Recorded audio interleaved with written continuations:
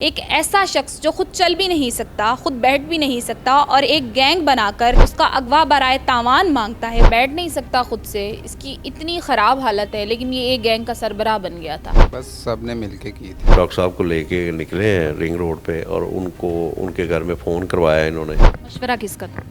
सबका बामी रजामंदी के साथ। क्या सूझी, क्या सोचा कि मैं इस गैंग का हिस्सा बन जाऊं? गलती हो ऐसे तो नहीं होता ना, गलती ऐसे नहीं होती। कोई कसूर नहीं है, मैं पछतावा इस चीज़ का। मैं तो इसने तो एक क्राइम किया, ऊपर से पुलिस को अपनी खिदमत पे मामूर कर लिया। वो हमारी मजबूरी होती है, आगे अदालत की मर्जी है, इनको सजा दें, इनको जजा दें। MYK न्यूज की वीडियोस देखने के लिए हमारा चैनल सब्सक्राइब कीजिए और बेल आइकॉन को क्लिक कीजिए ताकि आप हमारी आने वाली वीडियो से बाखबर रह सकें। अस्सलाम वालेकुम नाज़रीन, आप देख रहे हैं MYK न्यूज़ और मैं हूं आपके साथ सनम वकास। नाज़रीन, जो कहानी आज मैं आपको सुनाने लगी हूं, ये सुनकर आप हैरान हो जाएंगे। एक ऐसा शख्स एक गैंग बनाकर बैठा है, एक ऐसा शख्स जो खुद चल भी नहीं सकता, खुद बैठ भी नहीं सकता और एक गैंग बनाकर एक शख्स को अगवा कराकर उसका अगवा बराए तावान मांगता है। वो शख्स कौन है और ये अगवा करने के पीछे कहानी क्या है, आइए जानते हैं। नाज़रीन, ये आप इस शख्स की हालत देख सकते हैं। ये एक मुजरिम है और ये चल नहीं सकता, बैठ नहीं सकता खुद से, इसकी इतनी ख़राब हालत है, लेकिन ये एक गैंग का सरबराह बन गया था। तो ये इसी से पूछते हैं कि इसको क्या ऐसा वक्त पड़ा था, ऐसी क्या मजबूरी थी कि ये खुद चल भी नहीं सकता और इसने एक गैंग बना लिया अपना। क्या नाम है? इंतजार। कितनी उम्र है? 24 साल। कितने साल से चल फिर नहीं सकते? 2 साल से। 2 साल से। ये गैंग जो बनाया, कब बनाया? गैंग किसी ने भी नहीं बनाया, सबकी मुश्तरका रजामंदी से सब अपना अपना कर रहे हैं। अलग अलग तो नहीं ना कर रहे थे, इकट्ठे कर रहे थे? हाँ जी। एक ही केस में पकड़े गए? हाँ जी। तो क्यों, ये ख्याल कैसे आया? बस पहले भी कोई जुर्म किए? हाँ जी। तो क्यों जुर्म की राह क्यों अपनाई? बस समझ ही नहीं रही। इस हालत में पहुंचने के बाद भी जुर्म जारी रखा, मतलब अल्लाह ताला से अपना कनेक्शन बहाल नहीं किया, जुर्म से तौबा नहीं की, जुर्म को छोड़ा नहीं, अच्छी ज़िंदगी जीने का रास्ता नहीं चुना। बस नेक्स्ट तौबा, अब जो हो गया उसकी गलती है। आपको लगता है कि नेक्स्ट टाइम आपको दोबारा से चांस देना चाहिए, पुलिस को, अदालतों को? देना चाहिए एक चांस। आप सुधर जाएंगे? जी। लेकिन मैंने सुना है कि जब जुर्म की एक दफ़ा लत लग जाती है तो फिर वो इंसान के लिए बहुत मुश्किल हो जाता है उस चीज़ को छोड़ना। बस हर इंसान का अपना अपना मानना है। आपको पछतावा है? जी। कब ये प्लानिंग की थी एक अगवा की? बस सब ने मिलके की थी। मशवरा किसका था? सबका बामी रजामंदी के साथ। अच्छा, आपका ताल्लुक़ किस शहर से? लाहौर से। और फैमिली में कौन कौन है? फैमिली में बहन भाई हैं। शादीशुदा है? नहीं, अनमैरिड है। तो वालिदैन की तकलीफ़ का कुछ एहसास है कि आपकी वजह से उनको कितनी तकलीफ़ हो रही होगी? ज़ाहिरी बात है, काफ़ी तकलीफ है, सबके माँ बाप को होती है। क्या पैगाम देना चाहेंगे अपने जैसे लोगों को? एक दफ़ा जुर्म में जब आप जेल चले जाते हो, उसके बाद आपको जुर्म छोड़ना चाहिए, आपके पास अक्ल और शऊर है, लेकिन जुर्म छोड़ने की बजाय अगर आप फिर जुर्म करते हो, फिर जुर्म करते हो और बिल आखिर जुर्म कभी छुपता नहीं है, मुजरिम एक ना एक दिन पकड़ा ज़रूर जाता है। बस तौबा करनी चाहिए, अल्लाह पाक से माफ़ी मांगनी चाहिए। आप किसको कसूरवार समझते हैं अपने मुजरिमों में? अपने आप को। आपकी अपनी गलती? हाँ जी। अब आपकी ऐसी हालत है कि मतलब आप जिस भी जगह पर रहोगे, आपको एक आसरे की ज़रूरत है, एक सपोर्ट की ज़रूरत है, एक बंदा आपको चाहिए जो संभालने वाला हो। आपकी हालत नहीं है, आप खुद से उठ भी नहीं सकते हो, तो मतलब अब आपको आगे जाके कौन संभालेगा? बस अल्लाह पाक ही सबको संभालता है। नाजरीन, ये तीनों मुल्जिम भी इस केस में शामिल थे कि एक अगवा किया इन्होंने और उस अगवा के बाद तावान मांगते रहे। तो ये इन्हीं से जानने की कोशिश करते हैं कि इन्हें क्या ऐसी सूझी, क्या ऐसी पड़ी कि इतनी यंग उम्रों में इन्होंने कारोबार को रद्द किया और ये गैंग का हिस्सा बन गए और अगवा बराए तावान के केसेस बनाना शुरू कर दिए। क्या नाम है? मतलूब। कितनी उम्र है? 28। ताल्लुक कहाँ से? खुड़ियाँ। कितने अरसे से इस गैंग का हिस्सा? अभी ये पहला ही था। पहला था? हाँ जी। तो क्या सूझी, क्या दिमाग में आया, क्या सोचा कि मैंने एक मुजरिम बन जाना है, मैंने किसी का अगवा कर लेना है? डर डर नहीं लगा? लगा, अभी लग रहा है डर। अब लग रहा है, पहले नहीं लगा? नहीं, पहले उन्होंने दोस्त ने बोला था उसने कि जिसे साथ लेके गए हैं ना, उससे लड़की जो है फोत हुई है, छोटी सी बच्ची फोत हुई है, तो उस वजह से उससे उठाना है, तो उससे पैसे लेने हैं। किस दोस्त है? ये जो उधर लेटा हुआ है पैरालाइज है जो। पैरालाइज दोस्त है, लेकिन उसके बारे में तो बताया जा रहा है कि वो पहले से मुजरिम था। हाँ जी। तो ये पता था कि वो पहले से मुजरिम है? नहीं, मेरा सिर्फ ये दोस्त है, ऐसे ताल्लुक़ था मेरा। इसके साथ कितने अरसे से दोस्त थे? तकरीबन कोई 10 साल से। तो किस तरह से, कहाँ से अगवा किया? ये इधर लाहौर से ही किया, मुझे रोड का नहीं पता।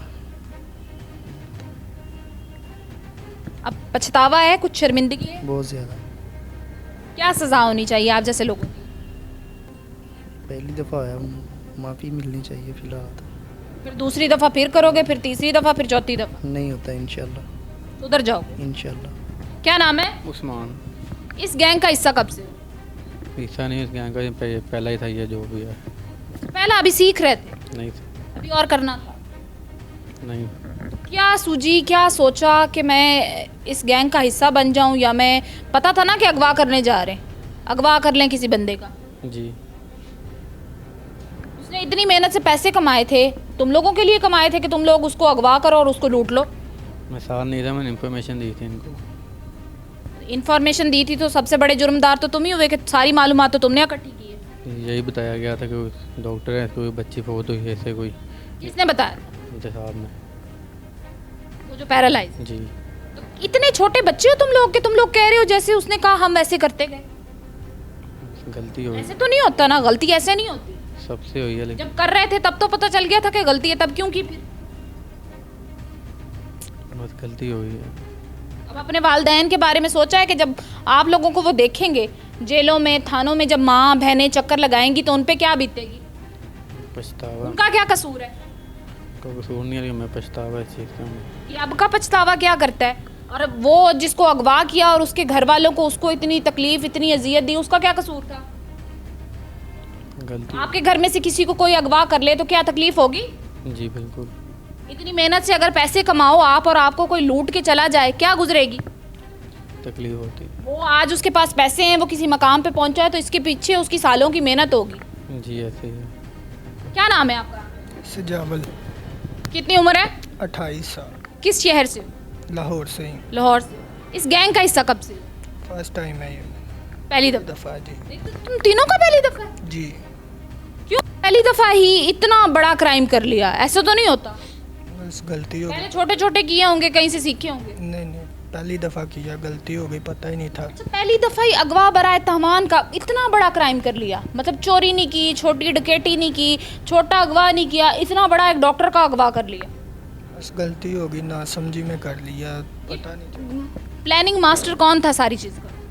इंतज़ार था, लेकिन वो सबसे मशवरा भी करता था। सबके मशवरे से हुआ? जी, सबका, जब गाड़ी में थे हम सबका मशवरा होता था, किसी बात में भी होता था। तो अच्छा, वो पैरालाइज है तो उसको गाड़ी में कैसे बिठाते थे आप लोग? उठा के बिठाते थे। उठा के बिठा, जी। मतलब उसको आपने अपना गुरु माना हुआ था, सरबराह माना हुआ था गैंग का? जी। प्लानिंग उसकी होती थी? जी।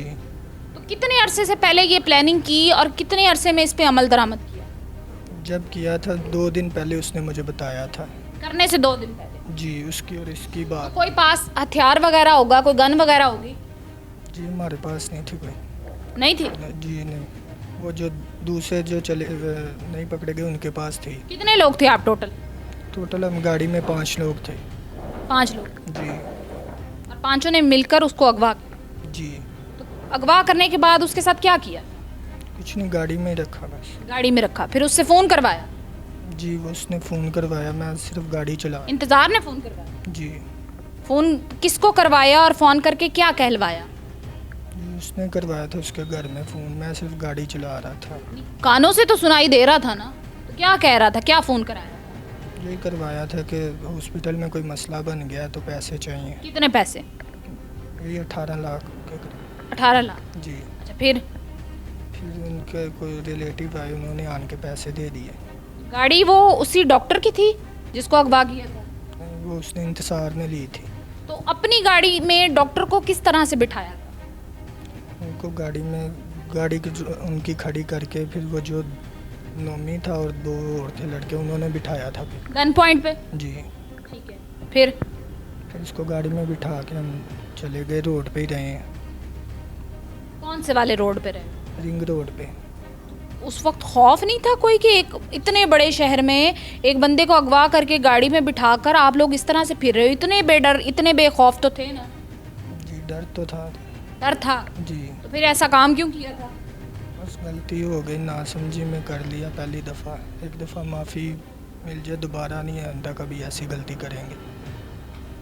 नाज़रीन, इन तीनों का ये कहना है कि ये इनका पहला जुर्म था और पहली दफ़ा ही इन्होंने ये इतना बड़ा क्राइम किया है। अब इन्होंने ये क्राइम क्यों किया, उस टाइम पे इनको गाइड करने वाला कौन था, इनकी उस वक्त कंडीशन क्या थी, या इन्होंने उसको कितना टॉर्चर किया, अब ये तो वो डॉक्टर ही ज़्यादा बेहतर बता सकता है। लेकिन खुदा का शुक्र है कि ये लोग पकड़े गए और मज़ीद ऐसे केस या ऐसे वाक़यात होने से हो सकता है कि कुछ लोगों को तहफ़्फ़ुज़ हो जाए।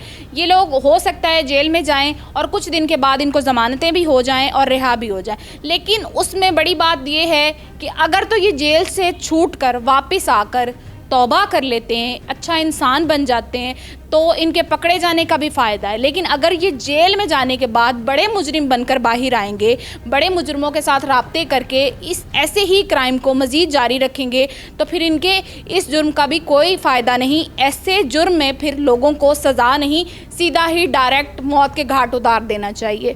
सर, ये आपके पास एक पैरालाइज पेशेंट है, क्राइम तो इसका बहुत बड़ा है, लेकिन इसको आप यहाँ पर किस तरीके से रख कर बैठे हैं? इसको बड़ी हिफाजत से रखना पड़ता है, क्योंकि ये पैरालाइज तो पहले ही है। अगर इसको कोई मसला बन गया तो अब हमारे लिए प्रॉब्लम बन जाएगी। इसलिए इसके ऊपर हमने 2 कांस्टेबल लगाए हैं जो इसकी हिफाजत में मामूर किए हुए हैं। इसने तो एक क्राइम किया, ऊपर से पुलिस को अपनी खिदमत पे मामूर कर लिया। ये जो हम जिस बंदे को गिरफ़्तार करते हैं वो हमारी मजबूरी होती है, हमारे लिए हमने अदालतों में उसको छोड़ना होता है। आगे अदालत की मर्ज़ी है, इनको सज़ा दें, इनको जज़ा दें। तो सर, क्या समझते हैं आप कि इस केस में, जैसे कि ये एक पैरालाइज पेशेंट है और इसने ये एक टीम तैयार की, इस टीम को तैयार करने के पीछे इसका हाथ था या इसके अलावा बाकी सब की अपनी अपनी मर्ज़ी और अपनी अपनी रजामंदी के साथ सब इस टीम का हिस्सा बने? असल में ये 2 दोस्त थे, एक सजावल है और एक इंतसार है। सजावल के आगे दोस्त थे कसूर में, जिनको उन्होंने बुलाया ये काम करने के लिए। इन सब की ये प्लानिंग थी, उस प्लानिंग के तहत इन्होंने ये काम किया है। ये जो समान लड़का है ये रैकी करता रहा है, ये कहता रहा कि डॉक्टर के पास बहुत पैसे हैं, इसको उठा लो और तुम्हें बहुत पैसे मिलेंगे। तो इन सब ने प्लानिंग की है, सब ने उसको उठा लिया है। मेरे साथ आतिफ साहब मौजूद हैं। सर, ये क्या वाक़या है? डॉक्टर साहब को लेके निकले हैं रिंग रोड पे और उनको उनके घर में फ़ोन करवाया इन्होंने कि जी वो मेरे ऐसे एक बच्ची की डेथ हो गई है, मेरी मरीज़ा थी, तो उसके लवाहकीन को कुछ पैसे देने हैं। तो घर में जो बेगम को कहा कि जो पैसे पड़े हैं वो अपने भाई के हाथ भिजवा दें। तो उन्होंने 4.5 लाख रुपया भिजवाया इनको, डॉक्टर साहब को। तो जो इन्होंने रास्ते में नकाब लेके उनसे वसूल किए, साथ उसकी चेक बुक ले ली और वो चेक बुक साइन करवाई डॉक्टर साहब से। कुछ 16 लाख रुपया उनके अकाउंट में था, वो भी उनके जो ब्रदर इन लॉ थे उसको दिया। और वो सुबह 9 बजे उसने चेक कैश करवाया और चेक कैश करवा के वो रकम भी इनको मुल्ज़मान के दौरान उनको शक नहीं हुआ डॉक्टर साहब की फैमिली को, या उन्होंने पुलिस को इत्तला नहीं दी? नहीं, वो डॉक्टर साहब बड़े कॉन्फिडेंस से बात करवाते थे ये लोग उसकी गन पॉइंट पे, और वो उन्होंने ये स्टोरी सुनाई कि वो बच्ची के लवाहकीन को हमने पैसे देने हैं, तो इसलिए उन्होंने कोई ज़्यादा शक नहीं गुजरा। ये जो अपाहिज शख्स है, इसका ताल्लुक कहाँ से है, किस इलाके से, और ये गैंग का सरबराह क्यों बन गया? ये लाहौर के ही रहने वाला है, ये शुमाली छावनी के इलाके में रहता है और ये सबका रिकॉर्ड याफ्ता है, पहले काफ़ी मुकदमात में चालान हो चुका है। तो ये जेल में इसकी काफ़ी ज़्यादा वाकफियत वगैरह थी।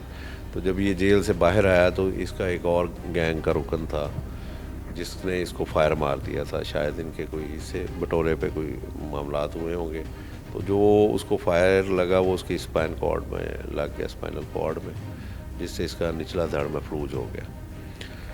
और उसके बाद इसने जो जेल के अपने साथी थे उनसे राब्ते में रहा और उन्हीं को इकट्ठा करके ये आगे वारदातें वगैरह इस किस्म की करते। नाज़रीन, हर एक को नफ़रत जुर्म से होती है, इंसान से नहीं। आपका जुर्म बुरा होता है जो आप कर रहे होते हैं। अगर एक बार आपने जुर्म किया है और आप जेल चले गए तो उसका मकसद ये हरगिज़ नहीं कि आप ख़ुद को मुजरिम समझकर हमेशा जुर्म की राहें अपना लें।